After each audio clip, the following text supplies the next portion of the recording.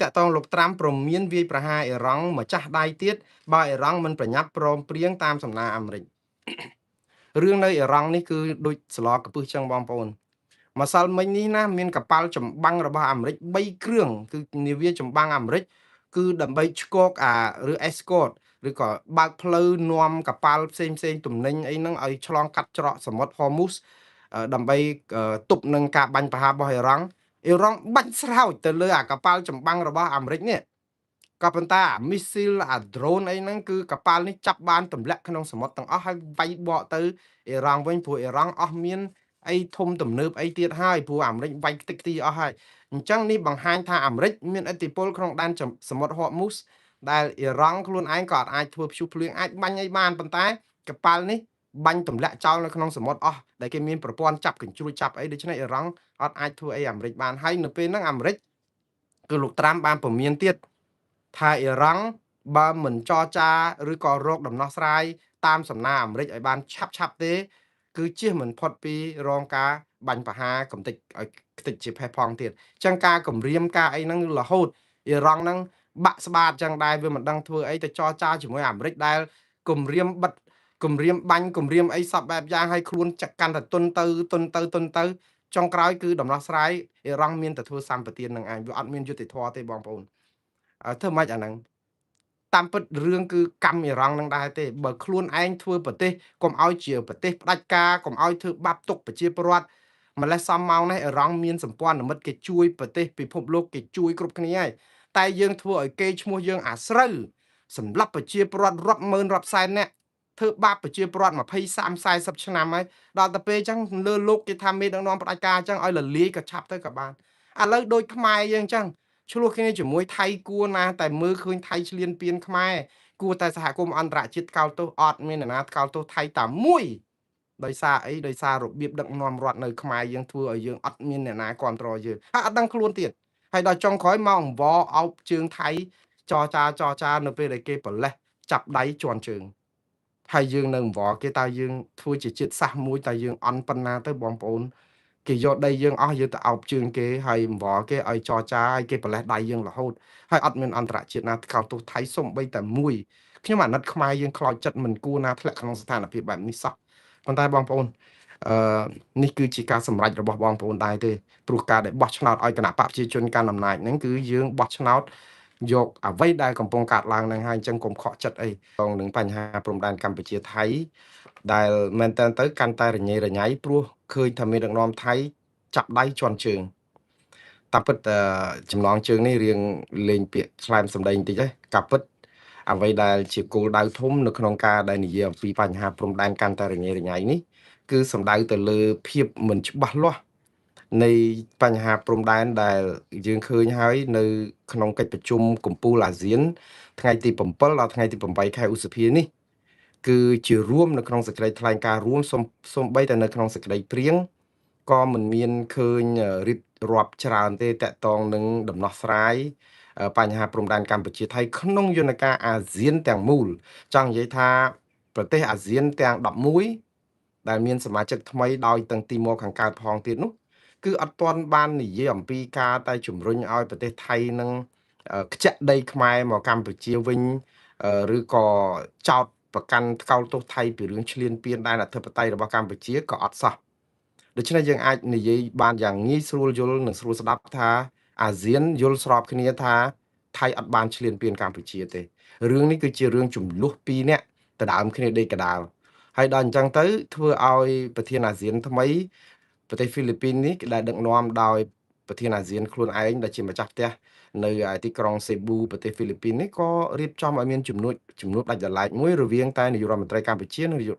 រដ្ឋមន្ត្រីថៃគឺលោកហ៊ុនម៉ាណែតនិងលោកអនុទិនច័ន្ទវរៈគុល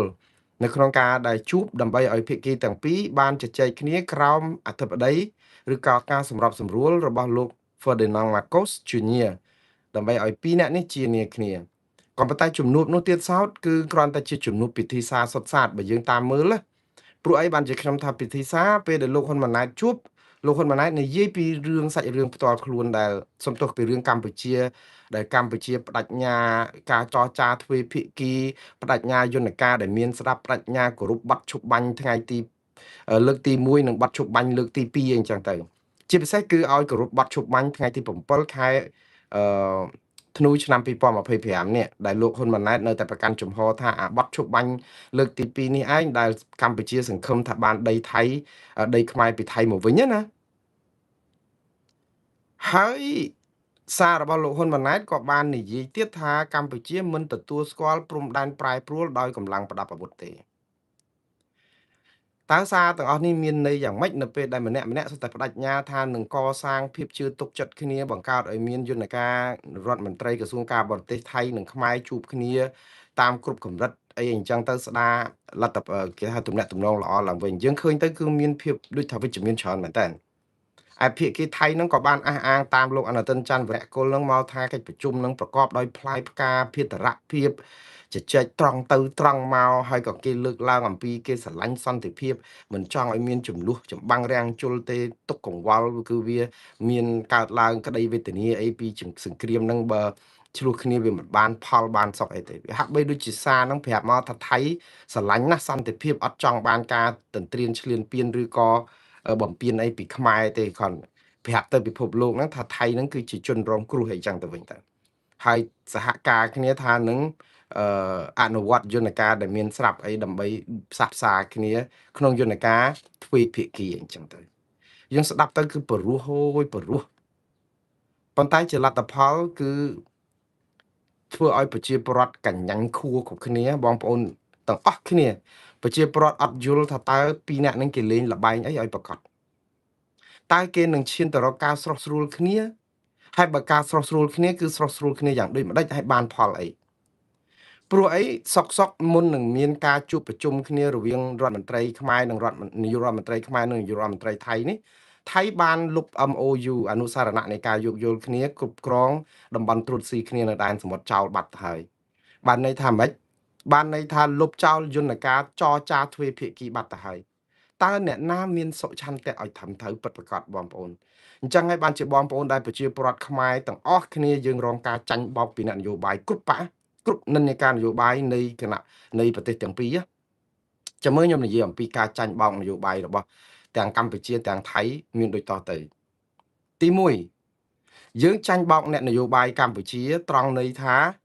កម្ពុជាជ្រើសរើសវិធីចរចាទ្វេភាគីយកយន្តការចរចាទ្វេភាគីដើម្បីសុខសន្តិភាពស្ដាប់ទៅគឺព្រោះស្ដាប់ណាស់បងប្អូនអ្នកណាចង់ធ្វើសង្គ្រាមប្រជាពលរដ្ឋខ្មែរឆ្អែតហើយសង្គ្រាមហើយបើធ្វើសង្គ្រាមជាមួយថៃនឹងរត់តែមិនឈ្នះទៅទៀតព្រោះអីគេមានសពាវុធច្រើនជាងយើងគេមានយន្តហោះបដិញ F16 គេមានគ្រាប់បែកចង្កោមគេមានផ្សែងពុលគេមានអូយមកកណោគាត់ដាក់ទៀតហើយតបគេនឹងក៏មានការបំពាក់បំពន់ឧបត្ថម្ភនឹងក៏ច្រើនជាងយើងសេដ្ឋកិច្ចគេក៏សម្បូរសបាយជាងយើងទំហំប្រជាពលរដ្ឋគេក៏ច្រើនជាងយើងសន្ធឹកដូច្នេះយើងសេដ្ឋកិច្ចយើងនឹងដើរក្រោយគេ20ឆ្នាំ25ឆ្នាំ30ឆ្នាំនិយាយទៅគឺយើងដើរថយក្រោយថយឆ្ងាយជាងថៃខ្លាំងណាស់បើនិយាយអំពីព្រៀបហើយយើងបែកបាក់គ្នាទៀតអត់ត្រូវគ្នាទៀតនិយាយទៅគឺយើងថាអាបែកបាក់ហ្នឹងថៃវាដូចតែមិនគ្រាន់បើជាងយើងហ្មងប៉ុន្តែយើងបែកបាក់គ្នាឯងសូម្បីតែមានសង្គ្រាមហ្នឹងក៏យើងបែកបាក់ខ្លាំងដែរចាប់គ្នាដាក់គុកទៀត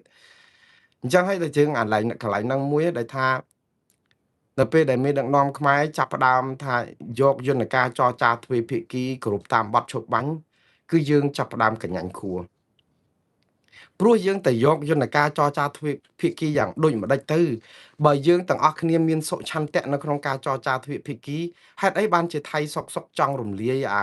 អនុសារណៈនៃការយោគយល់គ្នាឆ្នាំ2001គ្រប់គ្រងដែនសមុទ្ររឿងកោះកុដរឿងអីនេះដែលមានទំហំដីត្រួតស៊ីគ្នានៅដែនសមុទ្រជាង26000គីឡូម៉ែត្រក្រឡាហ្នឹងចាស់ខែងអាហ្នឹងខែងជាយន្តការទ្វេភាគីតើហើយអា MOU បានន័យថាការយោគយល់គ្នាអនុសារណៈនៃការធ្វើកិច្ចការសហការគ្នាក្នុងនាមជាភាគីផ្ទះភូមិផងលបងជាមួយហើយយើងជជែកគ្នាជាដៃគូទៅចុះបើសិនជាភាគីមួយខាងរំលាយចោលអាការចរចាទ្វេភាគីទៅហើយហេតុអីបានជាយើងគិតថាជជែកគ្នានេះដើម្បីជជែកទ្វេភាគីនៅរឿងព្រំដែនគោកនឹងបានទៅវិញ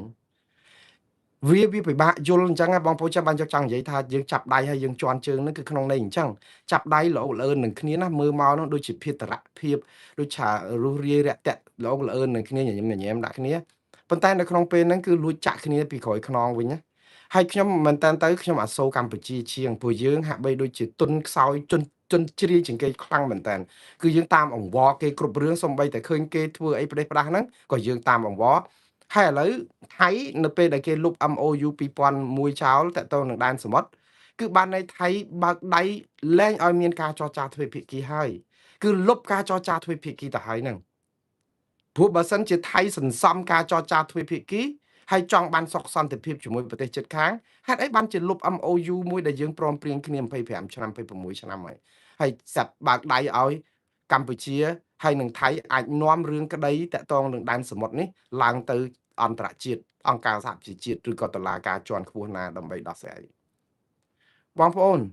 រឿងដែនសមុទ្រនេះណាវាគ្រាន់តែជាការខ្វែងយោបល់គ្នាទេប៉ុន្តែអត់ទាន់មានចំនួនប្រដាប់អាវុធរហូតដល់ដូចព្រំដែនគោករហូតដល់តែអាចមានកម្មវត្ថុអាចប្តឹងទៅតុលាការអន្តរជាតិយុត្តិធម៌អន្តរជាតិនិងព្រំដែនអន្តរជាតិបានទេណាគឺបានន័យថាវានៅជាយន្តការសម្រុះសម្រួលអត់ទាន់រករឿងគ្នាឥឡូវនេះអត់ទាន់ឆ្លោះគ្នាអីទេដក MOU ហ្នឹងក៏ដកទៅអត់ទាន់បានឆ្លោះគ្នាអីទេឆ្លោះគ្នាជាមួយថៃនិងខ្មែរនៅក្នុងព្រំប្រទល់ដែនសមុទ្រហ្នឹងគឺទាល់តែភាគីទាំងពីរហ្នឹងចាប់ផ្ដើមរុករកព្រេងចាប់ផ្ដើមទាមទារកោះគុតចាប់ផ្ដើមអីហើយអញ៉ៃទៅហើយចុងក្រោយទាមិនបានប្រើកម្លាំងទៅវាយគ្នាចុះឡើងមានកប៉ាល់មានចម្បាំងអីស្លាប់មនុស្សស្លាប់អីទៀតអាហ្នឹងបានជាដើមហេតុកម្មវត្ថុនៃបទល្មើសព្រហ្មទណ្ឌអកតកម្មសង្គ្រាមអកតកម្មស្អីចឹងទៅជាកម្មវត្ថុប្តឹងឥឡូវអត់ទាន់មានកម្មវត្ថុប្តឹងហ្នឹងទេហើយនៅពេលដែលអត់ទាន់មានកម្មវត្ថុប្តឹងហងហេតុអីបានជាថៃចាប់ផ្ដើមលុបវាចោលដើម្បីរៀបចំត្រួសត្រាយផ្លូវឲ្យមានជាចំនួនហើយតើនៅពេលដែលយើងបិទយើងលុបអ្វីដែលជាយន្តការចរចាទ្វេភាគីហើយស្រាប់តែមកចាប់ដៃគ្នាដើម្បីរកយន្តការទ្វេភាគីលើព្រំប្រទល់ដែនគោកវិញតើបងប្អូនយល់កន្លែងហ្នឹងយល់យ៉ាងម៉េចហេតុអីបានជាអ្នកនយោបាយទាំងអស់គ្នានាំគ្នាបោកប្រជាពលរដ្ឋឲ្យគ្នាវល់គ្រប់គ្នា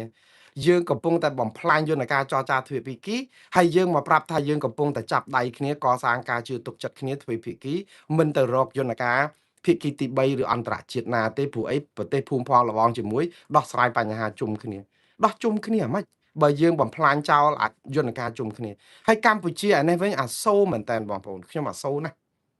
យើងទៅអង្វរគេរហូតយើងទៅអង្វរគេថាសុំគោរពប័ណ្ណឈប់បាញ់នឹងទៅបានទេសុំគោរពតាមគោលការណ៍ដែលមានស្រាប់នឹងបានទេហើយគោលការណ៍ដែលមានស្រាប់ហ្នឹងគឺគោលការណ៍ចរចាទ្វេភាគីគឺយើងអង្វរគេដោយកម្ពុជានៅតែមានផលិតផលតែមួយគត់ដែលយកទៅលក់នៅលើទីផ្សារដើម្បីលួងចិត្តប្រជាពលរដ្ឋទាំងអស់ឲ្យជឿលើរដ្ឋាភិបាលហ្នឹងគឺបើថៃព្រមចរចាទ្វេភាគីគោរពតាមបទជប់បាញ់ថ្ងៃទី27ខែធ្នូឆ្នាំ2025ដែលលោកទាសីហាចុះហត្ថលេខាជាមួយនឹងលោកណត្តភុងណាផានិចនោះកម្ពុជាសង្ឃឹមថានឹងបានដីដែលគ្រប់គ្រងប្រមាណកន្លែងជិត60កន្លែងនេះអានេះគឺជាសេចក្តីសង្ឃឹមចុងក្រោយរបស់កម្ពុជានៅពេលដែលថៃកំពុងតែបំផ្លាញសេចក្តីសង្ឃឹមនឹងម្ដងមួយណាហើយបើសិនចរចាទ្វេភាគីជាមួយថៃឧទាហរណ៍កម្ពុជាច្បាស់ក្នុងចិត្តថាបើប្រើយន្តការនៃបទឈប់បាញ់ឆ្នាំ2025ថ្ងៃ27ខែធ្នូនោះកម្ពុជានឹងយកមាត្រា3ឬក៏ប្រការ3នៃបទឈប់បាញ់នេះនៃកិច្ចព្រមព្រៀងនេះគឺកម្ពុជាច្បាស់ក្នុងខ្លួនណាថានឹងយកប្រការ3ហ្នឹងដើម្បីសកត់កថៃឲ្យខ្ជាក់ដីខ្មែរទាំងអស់មកខ្មែរវិញប្រការ3ចែងថាដីដែលឬក៏ព្រំប្រទល់ដែលមានភាពប្រទាញបតងគ្នាហ្នឹងគឺត្រូវតែសម្រេចដោយគណៈកម្មការដែលមានយន្តការដែលមានស្រាប់គឺយន្តការ JBC គឺយន្តការគណៈកម្មការព្រំសីមាខ្មែរថៃដែលត្រូវវាស់វែងទៅតាមដីជាក់ស្ដែងអ្នកណាបានកន្លែងណាអ្នកនឹងបានកន្លែងហ្នឹងបងប្អូនគណៈកម្មការ JBC នេះមានយន្តការក្របខ័ណ្ឌតាម MOU 2000ណា MOU 2000គឺគ្របដណ្ដប់ព្រំប្រទល់គោកយើង817គីឡូម៉ែត្រជាមួយប្រទេសថៃមិនមែនតែតំបន់មានបញ្ហានឹងទេនិយាយទៅអាយន្តការប្រការ3នៃបទឈប់បាញ់របស់យើងនេះណាគឺមានប្រសិទ្ធភាពខ្លាំងសម្រាប់កម្ពុជាយកទៅរករឿងថៃគឺបានតែដីកន្លែងផ្សេងពីចំនួនហ្នឹងទេហេតុអីបានជាខ្ញុំនិយាយចឹងព្រោះដីដែលយើងនៅជាប់ជាមួយថៃហើយមានបញ្ហាជាមួយគ្នានៅព្រំប្រទល់ហ្នឹងណាគឺ817គីឡូម៉ែត្រប៉ុន្តែនៅក្នុងកិច្ចព្រមព្រៀងឬប័ណ្ណឈប់បាញ់សេចក្តីថ្លែងការណ៍ប្រកាសរួមអីហ្នឹងណាគឺយើងបានចែងជាប់ជើងនៅក្នុងមាត្រា2រួចទៅហើយប្រការ2ដែលកម្ពុជាបានប្រាប់ថៃទៅហើយថាទាហានថៃនៅកន្លែងណាដីដែលគ្រប់គ្រង បានហ្នឹងគឺជាដីរបស់ថៃនៅកន្លែងហ្នឹងឃើញបទឈប់បាញ់ដែលមានមេត្រាខ្វែងគ្នាទេបងប្អូនយើងសញ្ញេឲ្យគេនៅណាគេនៅហ្នឹងរួចទៅយើងប្រាប់ថាប្រការ3វាស់ចាក់ស្ដែងទៅឥឡូវនៅណានៅហ្នឹងសិនណាតែវាស់ចាក់ស្ដែងបើបានខ្មែរយកបើបានថៃយកទៅហើយអាហ្នឹងគឺវាត្រូវនឹងព្រំដែន817គីឡូម៉ែត្រហ្នឹងណាដូច្នេះយន្តការនេះគឺបើចំពោះខ្ញុំវិញណាកម្ពុជាគឺកំពុងតែហុចដងដាវទៅថៃទៅវិញទេព្រោះអីយើងមិនអាចទៅយកអាការគោរពប័ណ្ណឈប់បាញ់ឃើញទេការគោរពប័ណ្ណឈប់បាញ់ហ្នឹងវាមានអាវុធមុខពីរអាវុធមុខពីរហ្នឹងគឺចង់និយាយថាទី1កម្ពុជាសង្ឃឹមថាបើថៃវិលមករកការចរចាទ្វេភាគីគឺកម្ពុជាអាចនឹងទាដីដែលថៃកំពុងគ្រប់គ្រងបានមកវិញហើយព្រោះអីមានមេត្រា3ហ្នឹងក៏ប៉ុន្តែក្នុងពេលជាមួយគ្នានេះជាកំបិតចិត្តដងព្រោះអាមេត្រា3ហ្នឹងគឺមានអាមេត្រា2ខាងលើចែងខ្ទាស់បាត់ទៅហើយថាអ្នកណានៅណាអ្នកនឹងនៅនឹងហើយកម្ពុជាយល់ព្រមឲ្យគេនៅណានៅនឹងទៀតដូច្នេះយើងសង្ឃឹមថានៅណានៅនឹងអាចបានមកខ្មែរវិញតែថៃគេនឹងអាចបកស្រាយដូចខ្ញុំនិយាយគេបកស្រាយរាល់តែដងតាថាយើងសញ្ញេឲ្យគេថានៅណានៅនឹងចឹងគេសង់អីបានគេធ្វើអីបានមកយុះមកឲ្យគេយើងមានទៅធ្វើអីគេបានហើយយើងទៅថ្កោលទោសគេថាយើងមិនទទួលស្គាល់ព្រំដែនដែលរំកិលដោយកម្លាំងប្រដាប់អាវុធយើងទៅជំទាស់កិច្ចព្រមព្រៀងដែលខ្លួនឯងបានព្រមព្រៀងហើយយើងបានន័យថាខ្ញុំមិននិយាយថាថៃចាប់ដៃជន់ជើងថៃចាប់ដៃខ្មែរជន់ជើងខ្មែរក្នុងពេលជាមួយគ្នានឹងគឺតកតងនឹងរឿងចរចាទ្វេភាគីពីរឿងព្រំដែនគោកប៉ុន្តែលុបអា MOU ព្រំដែនទឹកចោលបាត់ដើម្បីអូសកម្ពុជាឲ្យឡើងទៅតុលាការអន្តរជាតិទៅ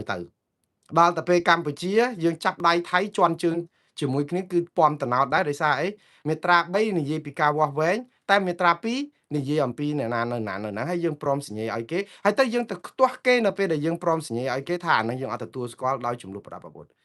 យើងអត់ទទួលស្គាល់យើងមិនមែនអត់ទទួលស្គាល់ពេលសញ្ញេហើយទេយើងអត់ទទួលស្គាល់មុននឹងសញ្ញេម្ដងទៀតបងប្អូនខ្ញុំអត់ដឹងថាយើងនឹងនិយាយភាសាដដែលនឹងប្រហែលលានដងទៀតទេព្រោះអីដូចនៅអ៊ុយក្រែនអញ្ចឹងអ៊ុយក្រែននិងរុស្ស៊ីអ៊ុយក្រែនអត់ដែលសញ្ញេបាត់ឈប់បាញ់ណាជាមួយរុស្ស៊ីម្ដងទេរុស្ស៊ីកំពុងតែគ្រប់គ្រងដីអ៊ុយក្រែន25%ប៉ុន្តែគ្រប់គ្រងដោយខុសច្បាប់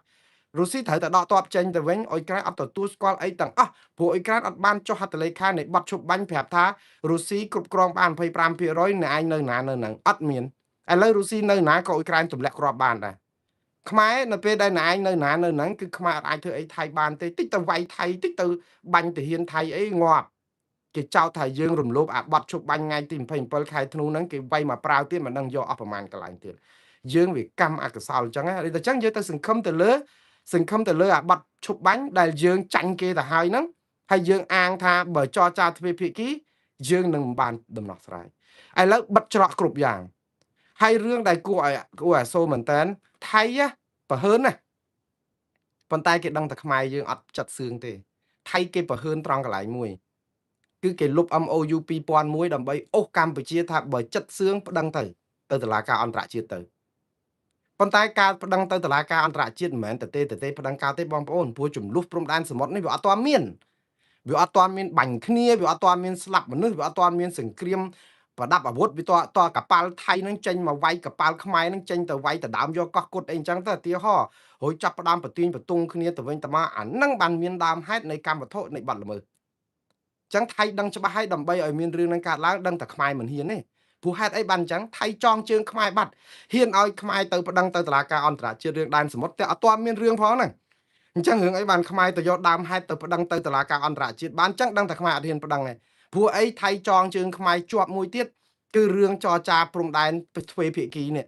ព្រោះខ្មែរបានច្បាស់ក្នុងខ្លួនហើយថាបើអត់ចរចាទ្វេភាគីទេគឺអត់បានដីព្រំដែនគោកមកវិញអញ្ចឹងរឿងអីដែលខ្មែរហ៊ានប្តឹងថៃទៅតុលាការអន្តរជាតិថៃដឹងច្បាស់បានជាដក MOU 2001ចោលថាឥឡូវប្តឹងទៅបើខ្មែរហ៊ានប្តឹងតាក់ទងរឿងព្រំប្រទល់ទឹកទៅតុលាការអន្តរជាតិម្លេះសំខ្មែរប្តឹងរឿងព្រំដែនគោកនេះដែលថៃយកស្រស់នេះទៅតុលាការព្រំតនអន្តរជាតិនិងតុលាការយុត្តិធម៌អន្តរជាតិយូរហើយហ្នឹងខ្មែរអត់ទាំងហ៊ានប្តឹងប៉ុណ្ណឹងដូច្នេះមានរឿងអីដែលថៃគេខ្លាចយើងហើយដល់អញ្ចឹងខ្មែរបង្ហាញអំពីភាពទន់ខ្សោយរបស់យើងគឺស្រឡាញ់សន្តិភាពល្អហើយតែល្អសន្តិភាពហ្នឹងគឺល្អឲ្យថៃជន់យើងបានហើយដោយសារអីថៃយើងមិនហ៊ានប្តឹងថៃទៅតុលាការយុត្តិធម៌អន្តរជាតិទេឥឡូវតែហ៊ានខ្មែរប្តឹងទៅតុលាការអន្តរជាតិហួសពេលបាត់ហួសពេលហើយម្ដងនេះហួសពេលហើយអូនខ្ញុំថាវាយឺតពេលគឺយឺតពេលហើយ គឺដោយសារអីបើហ៊ានតែខ្មែរប្តឹងទៅតុលាការអន្តរជាតិថៃនឹងចោទកម្ពុជាវិញថាចាប់ដៃជាន់ជើងថាចរចាទ្វេភាគីតែបែរទៅជាដាក់ប្តឹងទៅតុលាការយុត្តិធម៌អន្តរជាតិឬព្រំប្រទានអន្តរជាតិចឹងបានន័យថាឯងក្បត់បាត់ជប់បាញ់អញ្ចឹងកម្ពុជាយើងនឹងរងគ្រោះទៀតអាប្តឹងក៏មិនហ៊ានអាចរចាក៏ចាញ់គេតើយើងយកច្រកណាបងប្អូនយើងអត់មានចំណេញទេគឺយើងមានតែខាត់ចឹងបានថាបើប្តឹងថៃតាំងតែពីទៅតុលាការអន្តរជាតិយូរហើយគឺយើងប្រហែលជាបានពាក្យនៅតុលាការអន្តរជាតិឥឡូវនេះជិតដល់ហើយយើងអត់មានបណ្ដឹងទៅទៀតអញ្ចឹងបានថាខ្ញុំថាប្រជាពលរដ្ឋយើងគឺរឿងនេះគឺរឿងរញ៉េរញ៉ៃរសេមរសាមហើយចាញ់បោកនៅនយោបាយគ្រប់គ្នាស្អំចិត្តនៅនឹង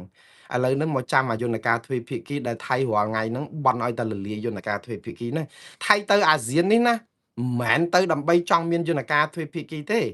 ថៃដឹងកាឡាគេស៊ីឲ្យបានលុប MOU 2001ហ្នឹងគឺលុបដើម្បីលុបអាយន្តការទ្វេភាគីហ្នឹងតាហេតុអីបានជាយើងគិតថាថៃជាមនុស្សដែលមានសុឆន្ទៈហើយហេតុអីបានជាយើងគិតថាជំនួបនេះនឹងអាចមានផ្លែផ្កាហើយនាំគ្នាសប្បាយចិត្តគ្រប់គ្នាមិនដឹងជាប្រហែលឆ្នាំទៀតទេរឿងយើងនេះគឺរឿងជូរចត់មែនតើហើយខ្ញុំនៅតែគិតថាហេតុអីបានយើងនៅអោបជើងថៃខ្ញុំកំពុងតែឆ្ងល់យើងមានតុលាការអន្តរជាតិមាន ICJ មាន ICC មានយន្តការកិច្ចព្រមព្រៀងសន្តិភាពទីក្រុងប៉ារីប្រើទៅយ៉ាងធូររលុងតែយើងនៅតែគិតប្រាប់ពិភពលោកឲ្យស្រឡាញ់យើងឲ្យសរសើរកម្ពុជាជាមនុស្សចាស់ទុំនយោបាយជាមនុស្សដែលមិនស្រឡាញ់សង្គ្រាមដូចថៃជាមនុស្សចូលចិត្តសុខសន្តិភាពអីឡាក់នឹងឡាក់យើងចង់ចង់និយាយថាប្រាប់គេឲ្យស្រឡាញ់អំពីភាព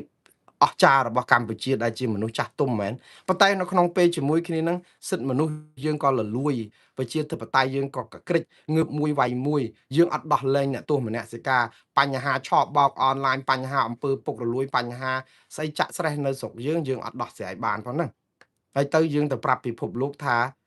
នេះហើយគេកោតទោសយើងរហូតយើងអត់លៀងខ្លួនពីអារឿងអញ្ចឹងតែយើងចង់ទៅលៀងខ្លួនពីចំនួនព្រំដែនចង់ប្រាប់គេថាយើងគឺរក្សាគោរពខ្ជាប់ខ្ជួនតាមបទឈប់បាញ់ថៃក៏គេថាគេគោរពខ្ជាប់ខ្ជួនតាមបទឈប់បាញ់ដូចគ្នាហ្នឹងគេមានថាគេមិនពៀនណាគេធ្វើអីសពបែបយ៉ាងនៅក្នុងដែនដីដែលខ្មែរព្រមឲ្យគេនៅណានៅហ្នឹងហើយទៅសហគមន៍អន្តរជាតិក៏គេគិតថាមានអីខុសថៃមានធ្វើអីខុសថៃគេធ្វើលើដីដែលខ្មែរយើងសញ្ញេព្រមហ្នឹងបើម៉ោងហ្នឹងបើសិនជាថៃធ្វើបំពេញឲ្យខុសប្រហែលជាអន្តរជាតិគេកោតទោសថៃងាប់ទៀតហើយតែអត់មានអន្តរជាតិណានៅខាងខ្មែរមួយសោះគឺគេនាំគ្នាចឹងហើយអាស៊ានហ្នឹងប្រជុំហ្នឹងក៏មិននិយាយអីពីរឿងថៃត្រូវដកចេញពីកុងតឺន័របលាលួសនឹងអីចឹងអត់គឺនិយាយឲ្យខ្មែរហ្នឹងចរចាទ្វេភាគីចឹងទៅហើយបលែងឲ្យពីរអ្នកដែលបោចសក់គ្នាហ្នឹងខំគ្នាទៀតទៅហើយរួចខ្លួនទៀតទៅអកុសលណាបងប្អូនចឹងបានថាការប្តឹងទៅតុលាការអន្តរជាតិគឺវាហួសពេលទៅហើយដល់អញ្ចឹងហើយបានលោកអ៊ុំសំអានដែលជាមន្ត្រីរដ្ឋាភិបាលក្រៅប្រទេសជំនាញកិច្ចការព្រំដែនគាត់សរសេរសារនៅលើបណ្ដាញសង្គម Facebook លោកអ៊ុំសំអានធ្លាប់សំពះអង្វរឲ្យលោកហ៊ុនម៉ាណែតចុះចេញពីតំណែងណាដើម្បីឲ្យមានអ្នកថ្មីណាគេមកដើម្បីប្តឹងថៃទៅតុលាការអន្តរជាតិប៉ុន្តែរដ្ឋាភិបាលមិនត្រឹមតែមិនយកចិត្តទុកដាក់ឲ្យទៅថាលោកអ៊ុំសំអាននឹងប៉ាតណាប៉ាតណីទៀតឥឡូវលោកអ៊ុំសំអានចេញសារនៅលើបណ្ដាញសង្គម Facebook គាត់ថ្ងៃនេះគាត់និយាយថាដើម្បីទាមទារយក2ភាគ3នៃកោះកុដនិងដែនសមុទ្រទំហំ 4000 គីឡូម៉ែត្រការ៉េមកវិញគឺមានតើតែមានមេដឹកនាំថ្មីទើបកម្ពុជាអាចប្តឹងទៅតុលាការអន្តរជាតិបានលោកថាយើងសូមអបអរសាទរដែលថៃបានលុបចោលអនុសារណៈនៃការយោគយល់គ្នាឆ្នាំ2001ព្រោះវាបើកឱកាសឲ្យកម្ពុជាប្តឹងថៃទៅតុលាការអន្តរជាតិដើម្បីទាមទារយក2ភាគ3នៃកោះកុដនិងដែនសមុទ្រទំហំ 4000 គីឡូម៉ែត្រការ៉េដែលលោកសុកអានបានកាត់ឲ្យថៃយកមកវិញលោកបន្តទៀតថាក៏ប៉ុន្តែទាល់តែមានមេដឹកនាំថ្មីទើបកម្ពុជាអាចប្តឹងថៃទៅតុលាការអន្តរជាតិដើម្បីទាមទារដី2ភាគ3នៃកោះកុដនិងដែនសមុទ្រទំហំ 4000 គីឡូម៉ែត្រការ៉េដែលលោកសុកអានបានកាត់ឲ្យថៃត្រឡប់មកវិញនោះប្រសិនបើពឹងលើលោកហ៊ុនម៉ាណែតគាត់នឹងមិនប្តឹងថៃទៅតុលាការអន្តរជាតិនោះទេហើយគាត់ក៏មិនទាមទារយក2ភាគ3នៃកោះកុដនិងដែនសមុទ្រទំហំ 4000 គីឡូម៉ែត្រការ៉េដែលលោកសុកអានបានកាត់ឲ្យថៃត្រឡប់មកវិញនោះដែរលោកបន្តនៅក្នុងន័យនេះគឺគឺជាការខកចិត្តបាទតែយ៉ាងណាឥឡូវខ្ញុំស្លេះរឿងនេះមួយឡែកសិនបងប្អូនយើងនៅតែខកចិត្តទៀតចុះហើយរដ្ឋាភិបាលកម្ពុជាក៏គេមិនតនេដៃនៅក្នុងការដែលស្អំចិត្តប្រជាពលរដ្ឋឲ្យជឿថានឹងមានដំណោះស្រាយនេះដែរបាទប៉ុន្តែបងប្អូនចាំមើលតទៅទៀត ឥឡូវចូលដល់រឿងពេលដែលកំពុងតែឆ្លោះគ្នាជាមួយថៃឡើងវិលនិយាយពីពហិការនិយាយពីជាមេដឹកនាំខ្មែរប្រជាប្រដ្ឋខ្មែរនឹងអង្គអាចក្លាហានអស្ចារ្យណានិយាយពីពហិការផលិតផលគេប៉ុន្តែផលិតផលថៃនឹងហូរចូលខ្មែរបាក់ទំនប់តាមច្រកកំពង់ផែប្រស័យអនុជាពិសេសតកតងទំនិញថៃរាប់ម៉ឺនកុងតឺន័រហើយយើងនឹងនិយាយពីពហិការអ្នកខ្លះគាត់នឹងនិយាយថានៅគ្រប់គ្រងផលិតផលថៃមិនជួលរួមបរិការគេហ្នឹងក៏ជាប់គុកជាប់ច្បាប់ដូចនាងអឺលើវិយ៉ាដែលជាអ្នកឃោសនាលក់លេតាមអនឡាញអញ្ចឹងទៅគេដោះលែងមកដោយសារតែមានផ្ទៃពោះចិត្តគ្រប់ខែអញ្ចឹងបាទឥឡូវនេះក្រមចលនាមេដាធម្មជាតិរកឃើញតួលេខមាសជិត25តោននាំចូលពីថៃមកកម្ពុជាក្នុងពេលកម្ពុជាកំពុងធ្វើបរិការផលិតផលថៃ25តោនបងប្អូនមិនតិចទេណាមាស25តោនបើយើងគិតជាលុយប្រហែលជា2600លានដុល្លារ2600លានដុល្លារគឺស្មើនឹងថវិកាជាតិប្រមាណហើយបងប្អូនបើយើងគិតទៅអាចផ្គត់ផ្គង់4-5ក្រសួងព្រោះអីក្រសួងអប់រំក្រសួងសុខាភិបាលក្រសួងការពារជាតិអីដូចក្រសួងសាធារណការអីហ្នឹងលុយមកក្រសួងបានមិនដល់1000លានប៉ុណ្ណា800លានជាងអីហ្នឹងអញ្ចឹងបានន័យថាផ្គត់ផ្គង់បានក្រសួងដ៏ធំលុយនេះលុយសន្ធឹកណាក៏ប៉ុន្តែអ្វីដែលគួរឲ្យកត់សម្គាល់ក្រុមចលនាមេដាធម្មជាតិដែលគាត់ធ្វើវីដេអូមួយផ្សាយថ្ងៃនេះលើគេហទំព័រឬ Facebook របស់គាត់ហ្នឹងគាត់ថាសំទោសមាសនេះគឺគាត់រកឃើញនៅក្នុងតួលេខរបស់កយពួកអគ្គនាយកដ្ឋានពន្ធដារថៃគឺគេថាចំនួនមាសប៉ុណ្ណេះនាំចូលមកប្រទេសកម្ពុជា ក្នុងរង្វង់ចន្លោះខែមករាដល់ខែតុលាឆ្នាំ2025មករាដល់តុលាបងប្អូនដឹងគេបិទព្រំដែនខ្មែរថៃឆ្នាំណាទេព្រំដែនខ្មែរថៃគឺបិទជាអំឡុងខែមិថុនាហ្នឹងឯងឆ្នាំ2025នៅពេលដែលហើយមកក៏មានផ្ទុះចំនួនប្រដាប់អាវុធនៅខែកក្កដាមិនអញ្ចឹងហ៎បាញ់គ្នាមកប្រាវរហូតជិតដល់ខែ27កក្កដាអញ្ចឹងហើយវា5ថ្ងៃបាញ់រហូតដល់ដើមខែសីហានោះបានចប់បាទហើយយើងមើលតាំងពីហ្នឹងមករហូតដល់ខែតុលាគឺតួលេខនាំមាសពីថៃមក25តោនអញ្ចឹងបានន័យថាយើងនាំគ្នាពហិការប្រឹងដឹកផ្ដិលសដាក់បដាសាណានាំមកនោះឲ្យលលាយខ្សលអីអស់ហ្នឹងគឺគេនៅតែនាំមកនាំមាសចូលមកស្រុកខ្មែរ25តោនអីអញ្ចឹងទៅហើយនៅណាអ្នកនាំអីអញ្ចឹងប៉ុន្តែបើយើងនិយាយមែនតើកម្ពុជាអត់បានហាមមាសទេបើយើងនិយាយស្មោះត្រង់ឲ្យត្រឹមត្រូវតាមព្រឹត្តិហេតុទៅណាព្រោះកម្ពុជាកាលហ្នឹងបើខ្ញុំចាំគឺលោកហ៊ុនម៉ាណែតតាមរយៈការដែលផ្ដល់យោបល់ពីលោកហ៊ុនសែនហ្នឹងគឺឲ្យហាមតែផលិតផលបន្លែផ្លែឈើហើយនឹងប្រេងសាំងទេ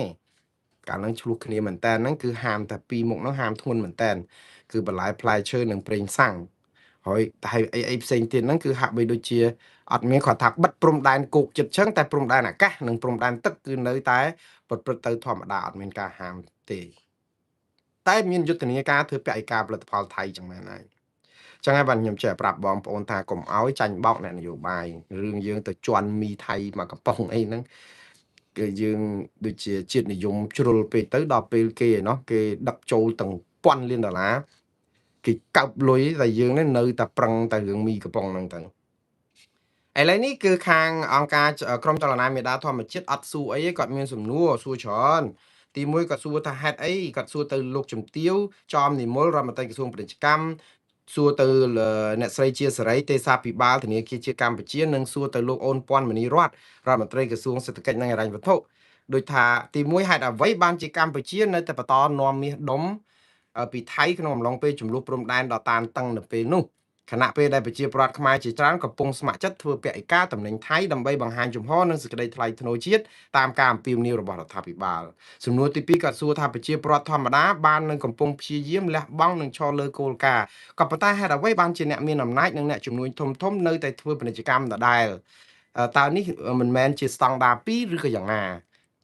គាត់សួរថាបើគ្មានការបកស្រាយច្បាស់លាស់និងសមស្របទេនោះវាមិនត្រឹមតែបំបាក់ទឹកចិត្តប្រជាពលរដ្ឋប៉ុណ្ណោះទេក៏ប៉ុន្តែជាការបោកប្រាស់ទំនុកចិត្តរបស់ប្រជាពលរដ្ឋយ៉ាងធ្ងន់ធ្ងរទៀតហើយប្រជាពលរដ្ឋសមនឹងទទួលបានការពិតអំពីរឿងនេះជាដាច់ខាតហើយ គាត់ថាបើមិនចឹងទេច្បាស់ជាមានបន្ទិលតាក់ទងនឹងអំពើពុករលួយការលាងលុយកខ្វក់អីលក្ខនឹងលក្ខឆបោកអនឡាញអីហ្នឹងបាទហើយឥឡូវនេះបងប្អូនម្ដងទៀតនេះគឺជាសាររបស់ក្រមចលនាមេដាធម្មជាតិតាក់ទងនឹងរឿងនាំមាសចូលស្រុកខ្មែរពីថៃ2000ជាង2000លានដុល្លារជាងដែលស្មើនឹងប្រហែលជា25តោននេះម្ដងទៀតខ្ញុំអត់លើកទឹកចិត្តឲ្យធ្វើពហិការឬក៏ស្អប់ជាតិសាសនាទាំងអស់បងប្អូនអាចមិនសប្បាយចិត្តជាមួយថៃគឺយើងមានវិធីអឺ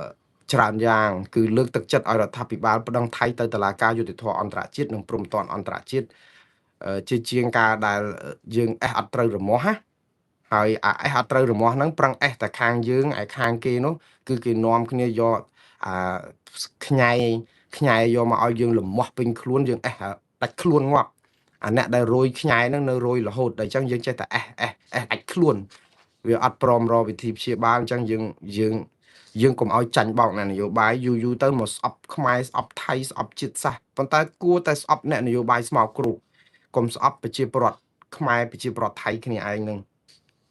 បាទឥឡូវនេះគឺខ្ញុំស្លេះរឿងហ្នឹងប៉ុណ្ណឹងខ្ញុំចូលដល់ព័ត៌មានបន្តទៀតតាក់ទងនឹងរឿងអតីតចលនាស្ត្រីគណៈបកសង្គ្រោះជាតិប្រឆាំងនៅប្រចាំស្រុកភ្នំស្រួចជាប់ពន្ធនាគារពីបទរួមគំនិតក្បត់បាទរឿងយើងហ្នឹងគឺថារឿងចាប់ហ្នឹងគឺយើងអត់មានដែលលែងទេគឺចាប់ច្រឡំសុកចិត្តចាប់ច្រឡំកុំឲ្យលែងខុសអតីតចលនាស្ត្រីគណៈបកសង្គ្រោះជាតិនេះត្រូវបានអង្គការលីកាដូបានរាយការណ៍ថាឈ្មោះហែមចានីអាយុ44ឆ្នាំជាអតីតមន្ត្រីគណៈបកសង្គ្រោះជាតិត្រូវបានចាប់ខ្លួនតាំងពីថ្ងៃទី26ខែមេសាឆ្នាំ2026ក្រោយអ្នកស្រីត្រឡប់មកពីជួបជាមួយនឹងអភិបាលខេត្តកំពង់ស្ពឺនៅទីស្នាក់ការគណៈបកប្រជាជនក្រុងខេត្តកំពង់ស្ពឺអ្នកស្រីចានីកំពុងជាប់ឃុំនៅពន្ធនាគារខេត្តកំពង់ស្ពឺអ្នកស្រីចាន់នេះធ្លាប់ជាអតីតប្រធានចលនាស្ត្រីគណៈបក្សសង្គ្រោះជាតិប្រចាំស្រុកភ្នំស្រួចខេត្តកំពង់ស្ពឺជាអតីតសមាជិកគណៈបក្សសង្គ្រោះជាតិនិងអតីតសមាជិកគណៈបក្សសង្គ្រោះជាតិចំនួន10រូបផ្សេងទៀតត្រូវបានសាលាដំបងខេត្តកំពង់ស្ពឺប្រកាសសាលក្រមកំបាំងមុខកាលពីថ្ងៃទី27ខែកុម្ភៈឆ្នាំ2024គឺជាង2ឆ្នាំហើយដោយផ្ដន្ទាទោសជាប់ពន្ធនាគារកំណត់7ឆ្នាំពីបទរួមគំនិតក្បត់យោងតាមសេចក្តីប្រកាសព័ត៌មានរបស់អัยការដំបងខេត្តកំពង់ស្ពឺសាលាដំបងកាលពីថ្ងៃ28ខែតុលាឆ្នាំ2019អ្នកស្រីចាន់នីនិង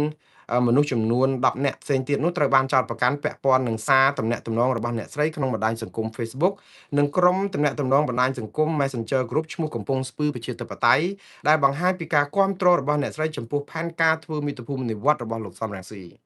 អ្នកស្រីចាន់នីបានចូលរួមក្នុងយុទ្ធនាការហូបនំបញ្ចុកនិងបានគាំទ្រមាតុភូមិនិវត្តរបស់អតីតប្រធានគណៈបក្សសង្គ្រោះជាតិលោកសំរងស៊ីកាលពីខែវិច្ឆិកាឆ្នាំ2019អ្នកស្រីចាន់នីបានភៀសខ្លួនទៅប្រទេសថៃក្រោយការរំលាយគណៈបក្សសង្គ្រោះជាតិកាលពីឆ្នាំ2017អ្នកស្រីបានវិលត្រឡប់មករស់នៅក្នុងភូមិវិញក្នុងឆ្នាំ2019ក្រោយពេលអតីតនាយករដ្ឋមន្ត្រីបានអំពាវនាវឲ្យអ្នកនយោបាយជំទាស់ដែលភៀសខ្លួនទៅក្រៅប្រទេសវិលត្រឡប់មកស្រុកវិញឆ្នាំនៅថ្ងៃទី14ខែវិច្ឆិកាឆ្នាំ2019ដូចថាប្រកាសឲ្យមកស្រុកវិញចាប់គេដាក់គុកដដែលទៀតហើយនិយាយទៅអ្នកដែលជាប់គុកដោយសារតែរឿងនំបញ្ចុកសាររឿងគ្រប់គ្រងលោកសំរងស៊ីដំណើរមាតុភូមិនិវត្តនេះណាវាយងាប់ក៏គេអត់ដោះលែងដែរគេចង់ធ្វើឲ្យប្រជាពលរដ្ឋខ្មែរហ្នឹងគឺនាំគ្នាស្អប់ខ្ពើមលោកសំរងស៊ីឲ្យរៀងចាលថាអ្នកណាក៏ដោយឲ្យតែធ្វើនយោបាយតាមលោកសំរងស៊ីជាប់គុកទាំងអស់តាមពិតគឺជានយោបាយកំចាយគ្នាដើម្បីធ្វើបាបអ្នកដែលជាជនរងគ្រោះដូចគ្នាឲ្យប្រជាពលរដ្ឋស្អប់លោកសំរងស៊ីថាអ្នកណាក៏ដោយឲ្យតែជួញជាមួយលោកសំរងស៊ីដឹងតែជាប់គុកប៉ុន្តែអារឿងទាំងអស់ហ្នឹងមិនមែនជារឿងលោកសំរងស៊ីទេគឺជារឿងតុលាការរបស់យើងដែលជាឧបករណ៍នយោបាយទេតែយើងធ្វើប្រទេសផ្ដាស់អញ្ចឹងអ្នកណាក៏ជាប់គុកដែរមិនបាច់តែគ្រប់គ្រងលោកសំរងស៊ីទេនិយាយស្អីរិះគន់តែរដ្ឋាភិបាលបន្តិចជាប់គុកដូចតែគ្នាហ្នឹងបាទឥឡូវនេះតកតងនឹងរឿងអូយចង់បានថាអារឿងថៃលុប MOU 2001រឿងព្រំដែនសមុទ្រយើងក៏មិនណយដែរយើងលុបអឺអាជ្ញាប័ណ្ណឬក៏ការផ្ដល់សិទ្ធិឲ្យក្រុមហ៊ុនស្រាបៀរនិងគ្រឿងសង្វឹងអឺដាក់រង្វាន់នៅកវលកំប៉ុងអញ្ចឹងបានន័យថានេះគឺជាការល្អដែរខ្ញុំក៏គិតថារដ្ឋាភិបាលធ្វើរឿងត្រឹមត្រូវនេះដែលគួរធ្វើយូរហើយតកតងនៅក្នុងការដែលមិនគួរណាលើកទឹកចិត្តឲ្យប្រជាពលរដ្ឋផឹកស្លាប់ខ្លួនយ៉ាងនេះផឹកយករង្វាន់ដែលប្រទេសណាគេធ្វើចឹងនោះ អាស្រាបៀរហ្នឹងគេមិនទាំងឲ្យផ្សាយជាទូទៅឲ្យក្មេងអាយុក្រោម21ឆ្នាំហ្នឹងមិនអាចទិញគ្រឿងស្រវឹងបានទេនៅស្រុកអាមេរិកនេះយើងនឹងឃើញក្មេងយកមកផ្សាយផឹក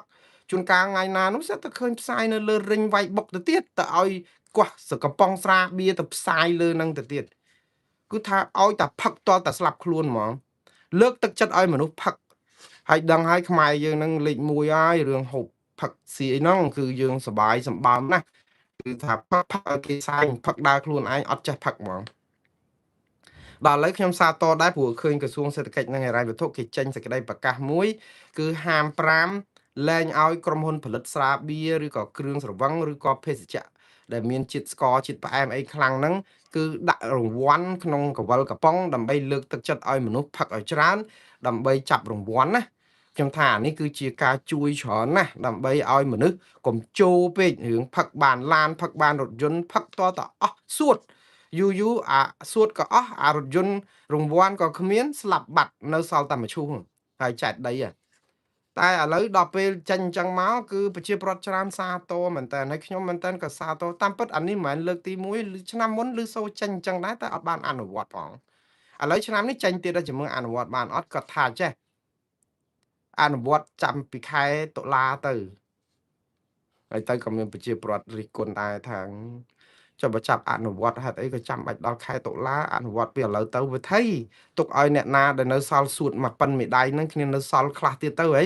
ឬមួយក៏អ្នកដែលនៅថាសល់សួតប៉ិនមេដៃថ្លើមប៉ិនមេជើងអីហ្នឹងប្រហើយហ្មងទៅនៅសល់5ខែទៀតដែរផឹកយកអញផ្ដាច់មកឬក៏យ៉ាងម៉េច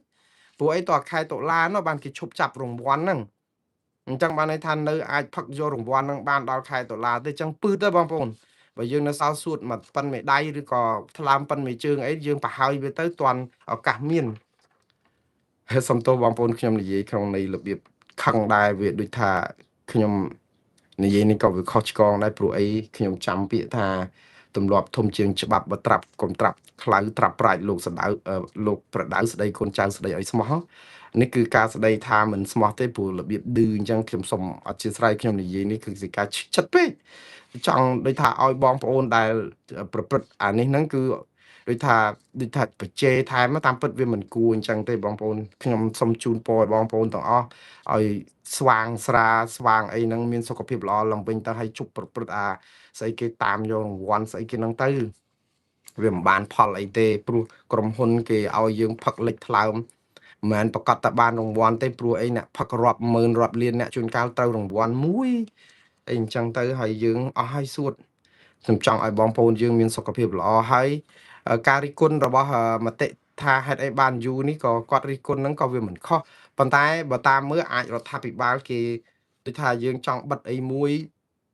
ក្រុមហ៊ុនគេផលិតអាគ្រឿងដែលមាននៅក្នុងកំប៉ុងហ្នឹងវាចេញទៅហើយអស់ហើយអញ្ចឹងចង់ឲ្យលក់មកសារឲ្យដាច់ស្តុកហ្នឹងទៅរួចទៅចាំចាប់ពីខែតុលាចាំអនុវត្តទៅកុំឲ្យវាខកវាលឿនពេកក្រុមហ៊ុនអត់អាចនឹងផ្អាកអាការដឹកជញ្ជូនឬផលិតបន្ថែមនឹងអីតាន់អីអញ្ចឹងណាវាអាចអញ្ចឹងដែរប៉ុន្តែបងប្អូនចាំជួយផ្ទៀងផ្ទាត់គាត់ផងចាំមើលតើថ្ងៃ1ខែតុលាឆ្នាំ2026នេះគាត់អនុវត្តឬយ៉ាងណារង្វាន់ហ្នឹងហើយលោកយើងឃើញអារង្វាន់ហ្នឹងមិនមាននៅក្នុងកង្វល់កំប៉ុងមានអ្នកខ្លះគេធ្វើអារង្វាន់យ៉ាងម៉េចគេនោះឲ្យបានម៉ូតូបានឡានដោយសារតែយើងទៅអោបឬក៏បីគ្នាឲ្យបានច្រើនម៉ោងច្រើនអីហ្នឹងណាខ្ញុំជឿថាវាជាការស្និទ្ធស្នាលស្រឡាញ់គ្រួសារមើលទៅពិធីហ្នឹងល្អដែរប៉ុន្តែដល់ពេលសម្រាប់សម្រួចទៅគឺ